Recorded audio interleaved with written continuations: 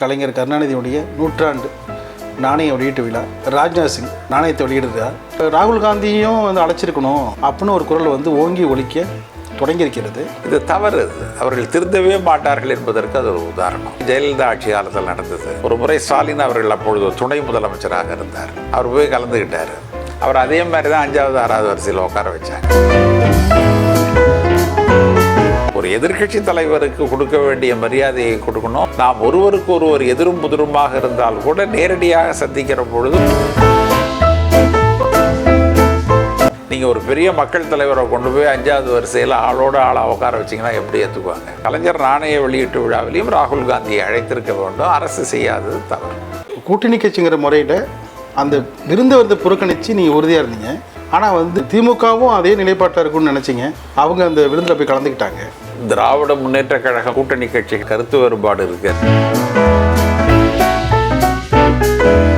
அவர்கள் கலந்து கொண்டார்கள், எங்களுக்கும் அவங்களுக்கும் சம்பந்தம் இல்லை. அண்ணா திராவிட முன்னேற்ற கழகம் தீண்டக்கூடிய கட்சி.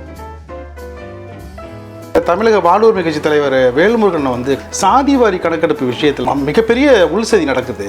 வன்னியர்களுக்கு வந்து கொடுக்க வேண்டிய உள் ஒதுக்கீடு விவகாரத்தில் கடுமையாக ஒரு விமர்சனம் பண்ணியிருந்தாரு. அரசு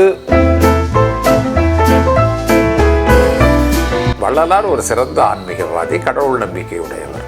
ஆனால் அவர் ஒரு மதவாதி அல்ல. மதத்திற்கும் ஆன்மீகத்திற்கும் வேறுபாடு உண்டு. அவர் என்ன சொன்னார் என்றால், மதமெனும் பேய் என்னை பிடியாது இருக்க வேண்டும் என்று பாடினார். காரல் மார்க்ஸ் கூட மதத்தை அபின் என்று தான் சொன்னார். ஆனால் வள்ளலாரோ அதை பேய் என்று சொன்னார். S84 தமிழ் என்னுடைய வாழ்த்துக்களை தெரிவித்துக் கொள்கிறேன்.